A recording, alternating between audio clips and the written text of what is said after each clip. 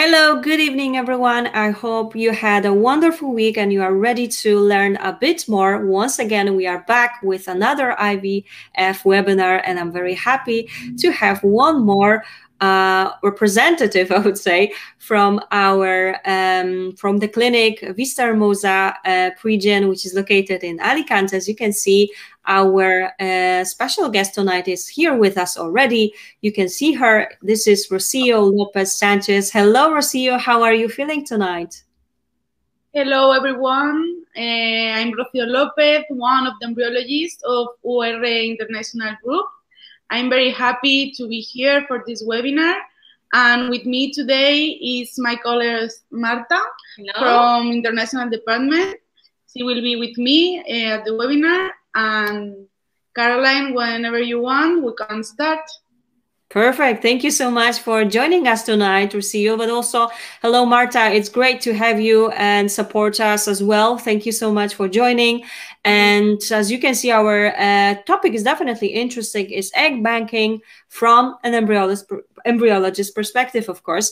And as always, we will start with Rocío's presentation, and afterwards it will be time for your questions. So again, don't forget to type the questions in the chat section, and Rocío will answer them for you one by one right after her presentation.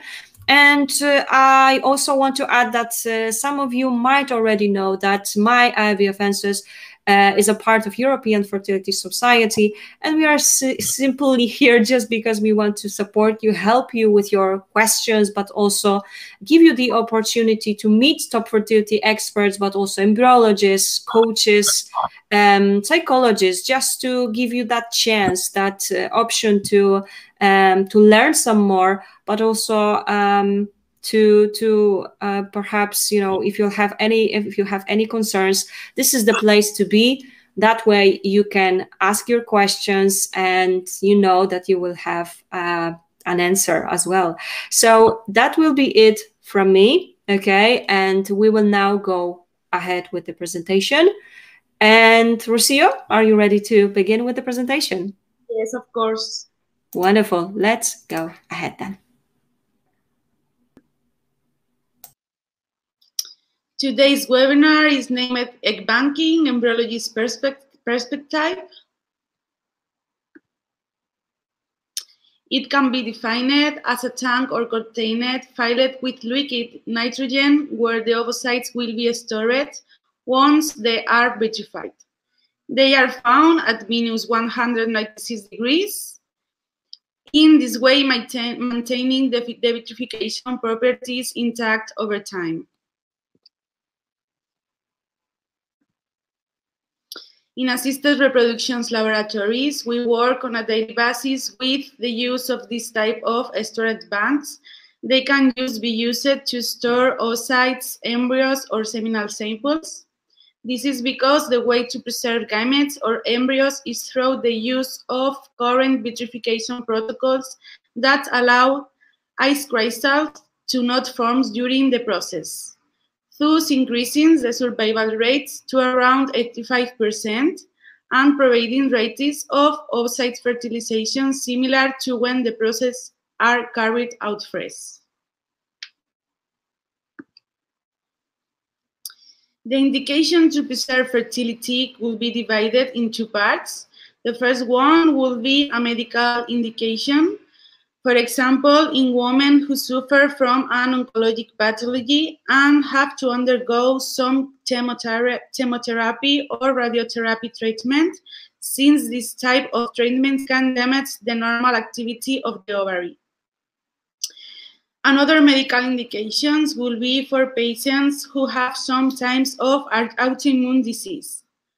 Also in patients with polycystic ovarian syndrome, since in some cases the quality of the oocytes may be affected. Or in cases of patients with endometriosis, adhesions of endometrial tissue in organs adjacent to the uterus may be in the ovaries. They can cause loss of oocytes quality or even cause a decrease in the patient's ovarian reserves. In addition to the medical causes, we can talk about the social causes. With this, I want to refer to the delay in the research of pregnancy. It may come because the role of the woman in the professional fields have changed a lot in the recent times. Before, the average age of the first pregnancy was around 22 years old, now 36, 38 years. Women in the most fertile states are often focused on the study for a career, specializing and creating a professional future. Another of the social causes may be the lack of stability at work or in the partner, which make us seek to be mother after 35 years age.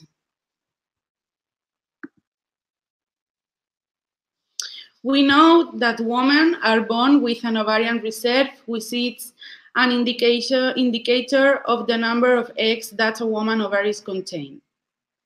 This ovarian reserve gradually decreases with its menstruations and the woman ages.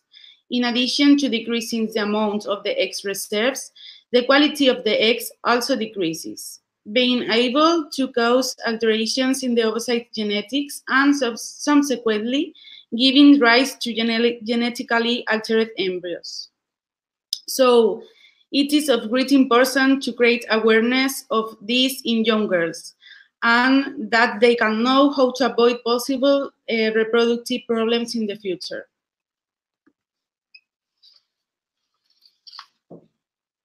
On many occasions, it's necessary to use donor eggs in a fertility treatment. Some of the indications for egg donation are the following. The first of them will be in women over 40 years of age, because the ovarian reserves of this type of patients is usually low and they present a greater alteration in the genetic of their oocytes. Also, in young women whose anti-Mullerian hormone levels are below normal limits. This is an hormone that, together with the antral follicle counts, help us to predict if the woman's ovarian reserves is normal or is tends to be below normal levels. This sometimes occurs in young women, causing premature ovarian failure, which is sometimes linked to a genetic disorder such as a Turner syndrome or fragile X syndrome, or it can also be caused by autoimmune disorders. Another indications for egg donation is in cases of patients where an unsuccessful result has been obtained in more than 3 assisted reproduction treatments using their own gametes, or in cases where the woman has suffered from repeated abortions due a genetic cause, autosomal dominant, recessive, sex-linked diseases, mosaicisms, translocations, deletions. Now we are going to talk about how we carry out the selection of donors. In the first contact with the donor, a personal interview is carried out where we make a family tree in order to study 3 family generations of the donor and know the state of health, not only for her, but also at the family level. In addition, a questionnaire is carried out to know their daily habits and possible risk behaviors that may influence the quality of the eggs. Later, the donor will be evaluated on a psychological and clinical level by professionals. And once the first selection stage has passed, a blood test is performed where the biochemical, serological, and chromosomical levels of the donor are studied. And in cases where there are alterations that require it, it will be discarded for the donation process.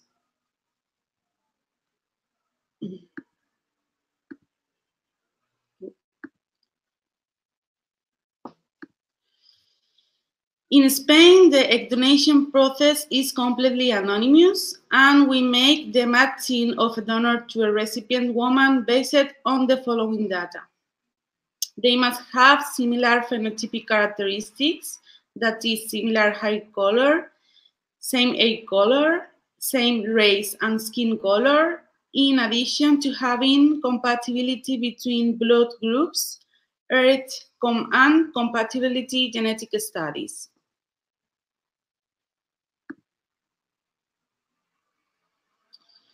Within these genetic studies is the chromosomal study by karyotype and the study of the most frequent recessive diseases in the population, performing a genetic matching between the donor and the recipient couple. In addition to the fact that the donor must always be of legal age and have a good psychophysical state.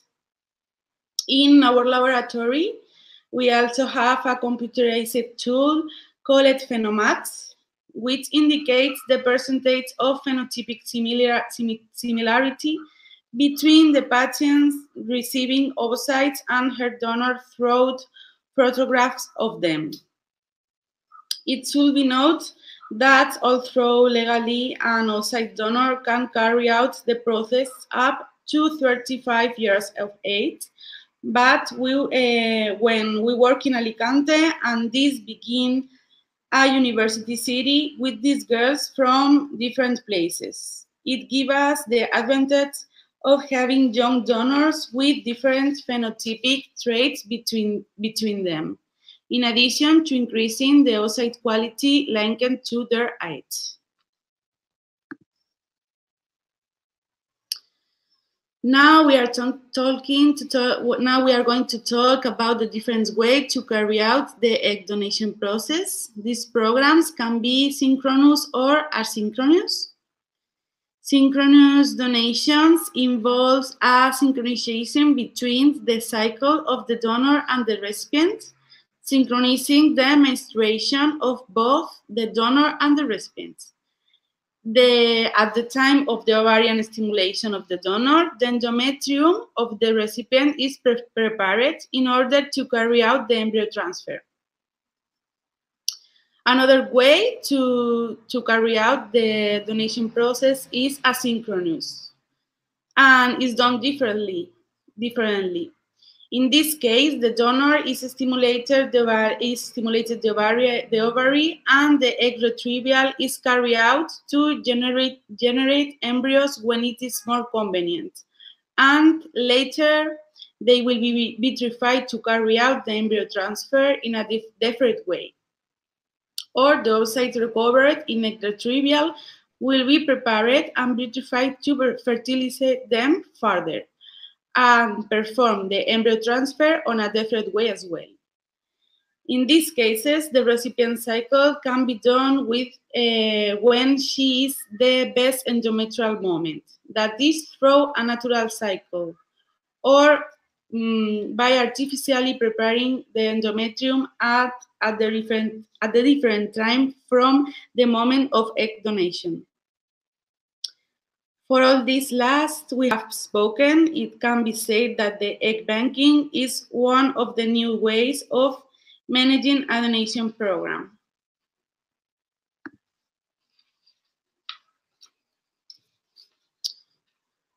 So some of the advantages of the egg bank are the following. It allows work to be organized in a more comfortable way for the centers by not having to synchronize the donor and the recipients. It allows to have donors of a race that is not usual one in the area where the oocytes are going to be used. It allowed its recipients to be awarded the desired number of the oocytes, avoiding the generation of an excessive number of embryos. And it allows the storage of oocytes from young women in order to preserve fertility and avoid future reproductive problems. For another hand, some of the disadvantages of egg banking, although there is no increase in chromosomal abnormalities or alterations in the development of the embryos from vitrified oocytes. We may have worse results by using vitrified donor oocyte by assigning a limited number of them to the recipient, which may decrease the possibility of arrival to blastocyst state and therefore gestation. To do this, one way to create a solution to this problem is by allocating a minimum of 6 to 8 donor oocytes per recipient, thus increasing the chance of having quality embryos and getting closer to be the best embryo transfer options.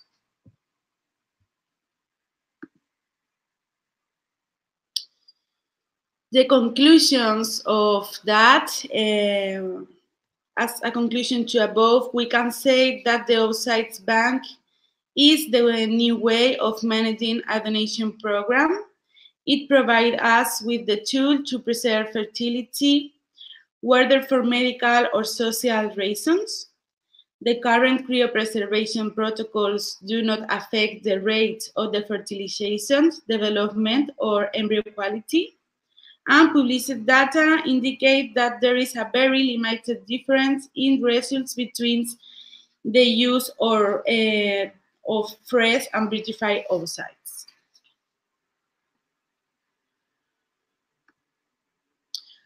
Hoping that this webinar has been useful. Thank you for listening. And if you have any question or concerns, now we can talk about it.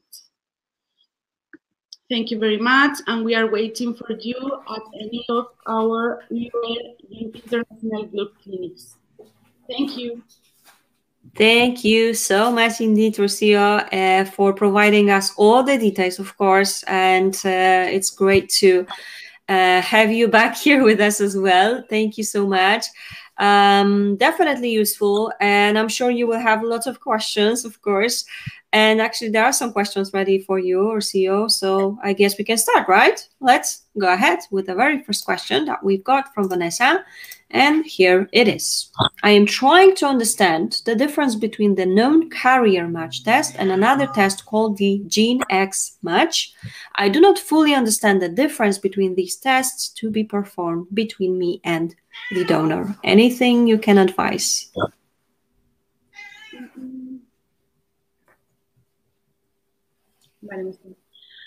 Hello, Vanessa. I'm gonna try to respond you. There is two ways to make matching donor to recipients. The first way is matching phenotypical. I mean the phenotypic characteristics like eye color, skin color, race, hair color, okay? And the other way is the gene matching, that we make a blood test to the donor X and to the partner of our recipient, and in this way, we can know if the donor have some diseases, genetical diseases, and the same way the partner of our recipient. And we try to make matching about them para que no coincidan en la enfermedad. So both are not carriers. So both are not carry the same pathology. No sé si. Are you understand now with this? We make some panels of recessive diseases more common in the population, and is that the way to make the match between the donor and the partner of the recipient. We can make two types of panels, basic panels with 50 diseases. We study 50 diseases, and the other one is a big panel that we can study more diseases than with the first one.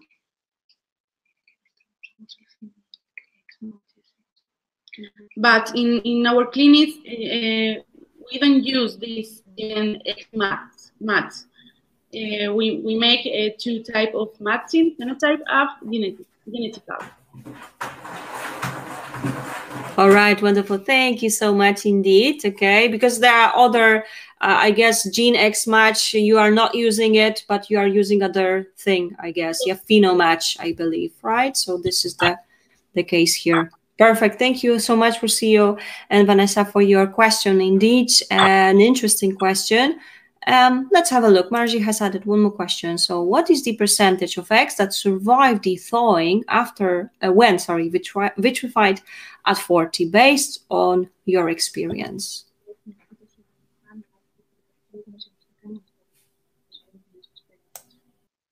I have to say that the quality of the oocyte decrease in después, 42 years onwards, around 38, 40 years old, and maybe the rate of survive is not affected, but the quality of genetical of the oocyte and morphological, yes, will be affected. That's why it's better to preserve fertility earlier, around 32 until 36, 35 years old. That's why.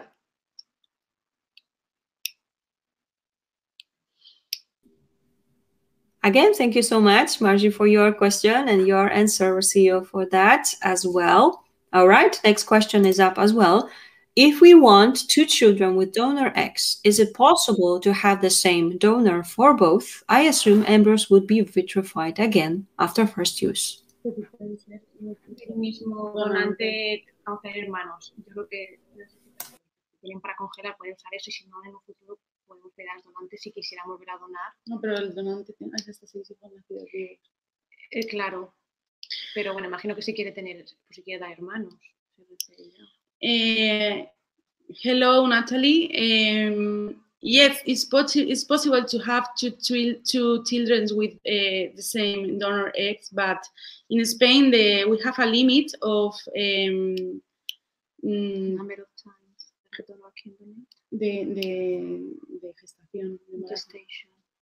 Maximum 6 gestation. We have 6 maximum gestations for donor eggs. So if you have some embryos and you have surplus embryos to freeze.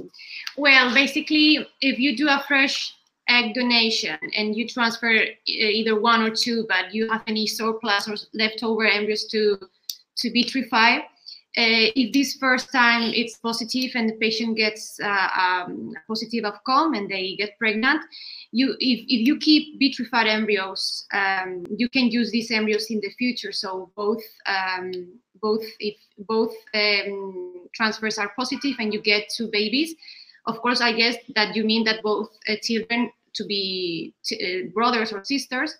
We can do that, of course, but of course we can never guarantee that we will have surplus embryos to freeze. In case we don't have embryos to freeze, then we can try to ask the donor if in the future, if she will still be able to donate. Okay, that's more or less what we do nowadays. Comentarle que el límite de las 6 gestaciones por donante. It's always important to remark that in Spain, according to the law, there is a maximum times that a donor is to donate, which is a maximum of 6 times. Okay, so we also take that into account. But as soon as the donor is able to donate, if she is happy to donate, of course we can use the same donor for giving to children. It's completely possible. Wonderful. Thank you so much, Natalie, for that definitely interesting question. And I just want to add that, of course, Marta is with us here as well. So thank you so much, Marta, also for helping out. And she is the patient coordinator, right, at Vistahermosa. So thank you so much for adding a few things here as well. Definitely interesting and important to know. And right now someone is typing. So I guess we just need to wait a bit for the next question to come in. And also remember that if you have any questions, this is your time to ask. So don't hesitate. Go ahead and type those in. And Tani has added one more question. Let's have a look. Can you combine FNGOMatch with GeneMatch, or do you need to choose one or the other? And do you use OvoMatch at your clinic? We only do a FNGOMatch informatic tool, and además, moreover, we do a matching, like I said before, with a phenotype and genetical diseases. The 6 or 7 more. We do, apart from using FNGOMatch, which is a tool that minimizes the human error, the risk of human error when selecting the donor in the donor selection process. We use this FNGOMatch. We use 3 filters. It's genetic filter, biometric filter, and well, basically 3 filters that we use in order to find the best donor in your case.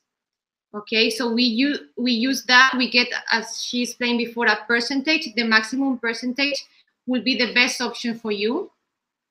So also we do any kind of psychological screening to the donors, gynecological screenings, and we also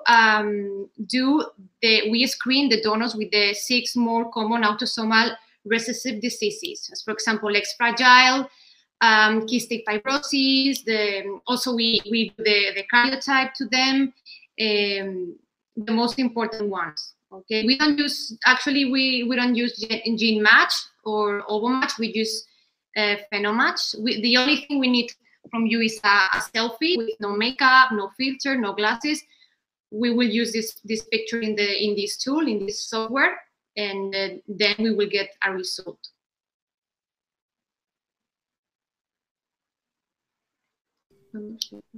And once again, thank you so much, Tani, for your question, and indeed, Rocío and Marta, of course, for your help with that question as well.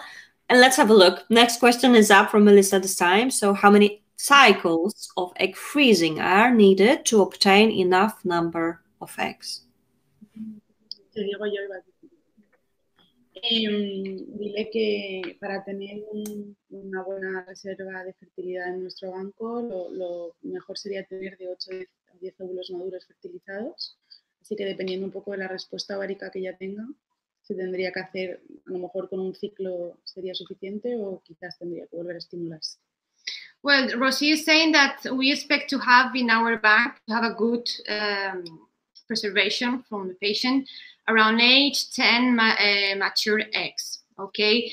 That will depend on ovarian patients, ovarian reserve. It can be once and also the age, okay? So it can be once or twice, but for us, the good number will be between 8 and 10 eggs in our bank.